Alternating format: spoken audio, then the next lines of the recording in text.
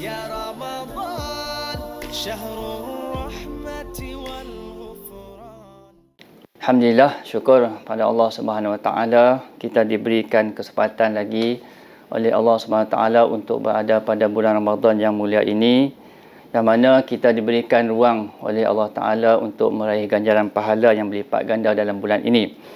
Peluang dan ruang yang diberikan oleh Allah Taala ini adalah satu anugerah yang tidak terhingga kerana diberikan kesempatan yang kita katakan, yang kita dambakan oleh setiap hamba-Nya. Ramadan dan keberkatannya. Kita selalu sebut tentang Ramadan Al-Mubarak, yakni Ramadan, bulan yang diberkati. Pertamanya, sebelum kita masuk kepada perbincangan, apakah yang dimaksudkan dengan Ramadan Al-Mubarak ataupun Ramadan yang diberkati? Kalau kita lihat kepada perbincangan tentang maksud berkat, berkat dalam kamus Dewan menyebutkan bahawa yang bermaksud rahmat dan juga restu. Al-Raghib Al-Asfahani dalam kitabnya menyebutkan bahawa berkat adalah merujuk kepada thubutul khairil ilahi fi syai', yakni keberkatan itu adalah tetap kebaikan ilahi pada sesuatu perkara. Manakala kalau dirujuk kepada firman Allah Ta'ala, yang mana Allah Ta'ala menyebutkan dalam firman-Nya, ba'da a'udzubillahi minasyaitonirrajim, walau anna ahlal qura amanu wattaqau la fatahna alaihim barakatin minas samawati wal ard. Kalaulah nescaya satu penduduk kampung itu beriman dan juga bertakwa kepada Allah SWT, fatahna alaihim barakatin minas samawati wal ard, nescaya kami akan bukakan ke atas mereka keberkatan daripada langit dan juga bumi. Pada ayat ini disebutkan bahawa yang dimaksudkan dengan barakat itu ialah thubutul khairi fihi thubutul ma'i fil berkati. Yang ini dinamakan dengan demikian, keberkatan itu ialah kebaikan di dalam kampung tersebut terus berkekalan, seolah ataupun seperti mana kekalnya air di dalam kolam. Jadi kalau dirujuk kepada pemahaman ataupun perbincangan oleh ulama yang lain, seperti Ibn Qayyim menyebutkan bahawa al-barakatu haqiqatuha as-subutu wal-ludumu wal-istiqraru. Keberkatan itu pada hakikatnya bermaksud bahawa as-subut, satu ketetapan ataupun konsistensi, ataupun dan yang berikutnya wal-ludum, yang ini berterusan, wal-istiqraru, dan juga ada kestabilan. Kesimpulan daripada apa yang dimaksudkan apabila kita kaitkan dengan Ramadan Al-Mubarak, dalam arti kata bahawa Ramadan itu membawa segala apa yang disebutkan berkaitan dengan amalan dan kelebihan dalam bulan Ramadan adalah satu perkara yang tetap, yang ini yang kita yakin bahawa tidak akan berubah, berterusan sepanjang Ramadan, dan ganjaran pahala yang dijanjikan juga ialah satu benda yang benar. Kalau kita lihat kepada gambaran nilai keberkatan, kita selalu sebut dalam kehidupan kita seperti umur yang diberkati, kehidupan yang berkat, masa yang berkat, ataupun yang kita selalu guna gaji dan pendapatan yang berkat. Jadi kalau dirujuk kepada penggunaan itu, menunjukkan bahawa apabila kita dapat gaji sebagai contohnya, walaupun sedikit jumlahnya, tapi apabila dapat digunakan dengan sepenuhnya kepada kebaikan dan memenuhi segala keperluan kita, maka kita gambarkan itu adalah satu benda yang pendapatan yang berkat ataupun yang gaji yang diberkati oleh Allah Subhanahu Wa Taala.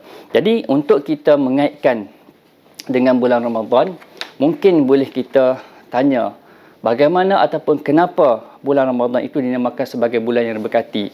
Mungkin untuk kita sebutkan perkara ini, kita boleh kaitkan dengan apa yang disebutkan oleh Allah SWT, juga disebutkan oleh Nabi SAW tentang bulan Ramadan itu sendiri dan tentang kelebihan yang ada pada bulan Ramadan.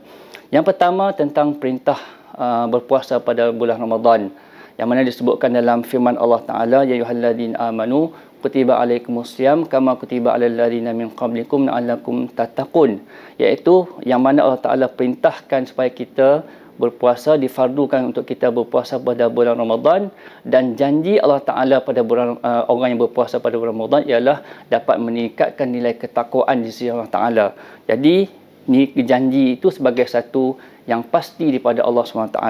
Kedua, bulan Ramadan ini juga dalam ayat yang berikutnya digambarkan bahawa ayat yang menggambarkan bahawa Al-Quran itu diturunkan pada bulan Ramadan.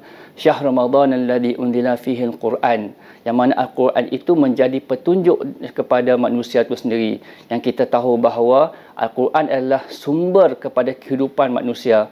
Kalau tidak kerana Al-Quran, maka akan berlakulah banyak kebincangan di kalangan manusia. Jadi sudah pasti sangat penting tarikh ataupun waktu diturunkan Al-Quran itu pada bulan Ramadan menunjukkan kepada hebatnya bulan Ramadan itu sendiri.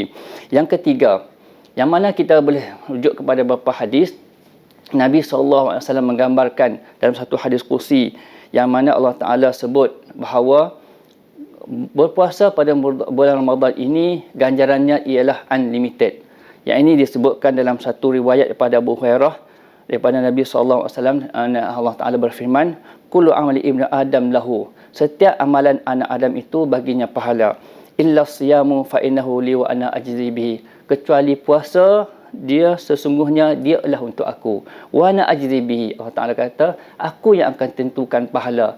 Dalam arti kata bahawa pahala berpuasa ini adalah milik persendirian pada Allah SWT dan pahalanya tidak ditentukan dengan kadar yang tertentu.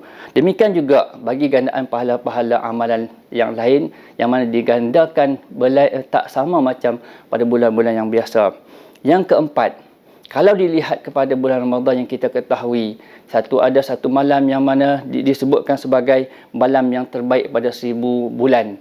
Kalau kita dapat beramal pada bulan tersebut, maka ia adalah satu amalan yang digandakan pahalanya melebihi 1000 sampai kadarnya 1000 bulan, iaitu Lailatul Qadr khair min alfi syahr. Lailatul Qadar itu ialah lebih baik pada 1000 bulan. Jadi inilah satu ganjaran pahala yang berlipat ganda yang menambahkan kepada keberkatan yang ada pada bulan Ramadan itu sendiri. Yang kelima, amalan sahur yang mananya keberkatannya adalah secara khusus. Nabi sebut dalam satu riwayat daripada Anas bin Malik, di mana Nabi SAW bersabda, tasaharu fa innahu fi sahur barakah, hendaklah kamu bersahur kerana pada sahur itu ada barakah. Hadis sahih daripada riwayat Bukhari Muslim.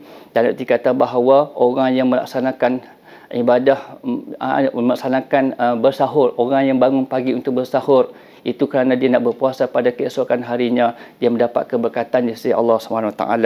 Yang keenam, dijanjikan oleh Nabi SAW bahawa mulut orang yang berpuasa itu lebih baik pada haruman kasturi.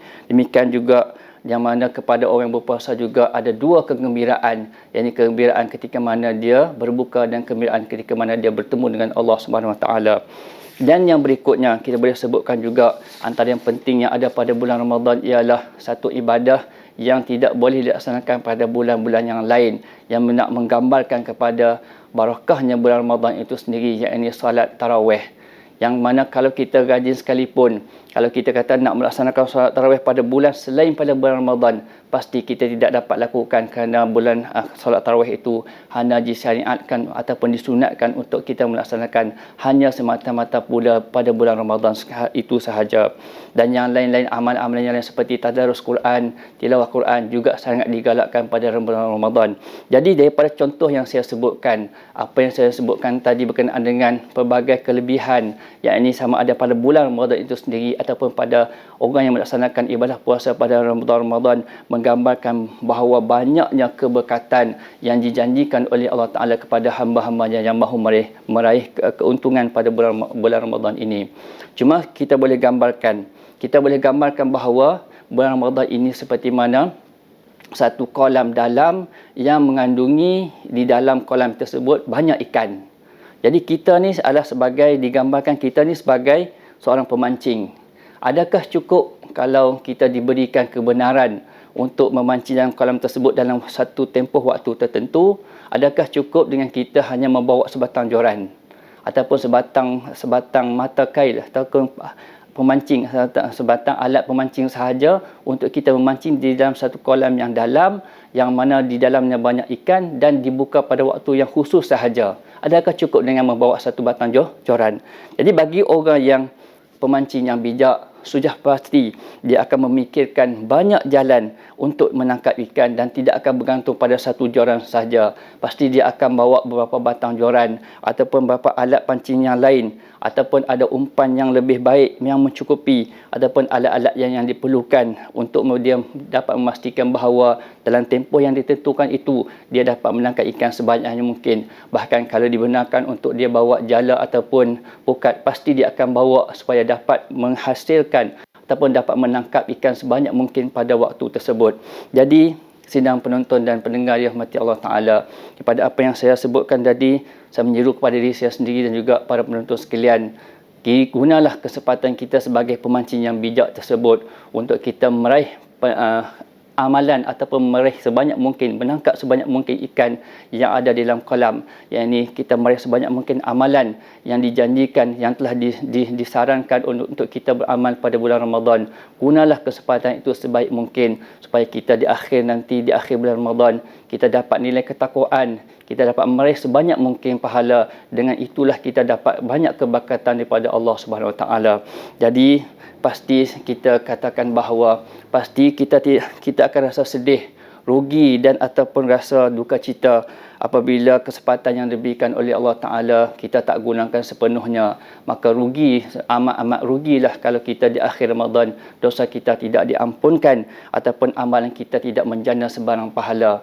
Jadi kita gunalah kesempatan Ramadan dan pada awal Ramadan sekarang ini sehingga pada akhir bulan Ramadan nanti untuk kita pastikan bahawa amalan yang kita lakukan itu dapat dilakukan sepenuh dengan sebaik mungkin, dengan seikhlas mungkin, dan kita memastikan bahawa dapat menjana pahala yang sebanyak mungkin. Dengan tujuan apa? Dengan tujuan untuk kita meraih lebih banyak nilai keberkatan daripada Allah Subhanahu Taala.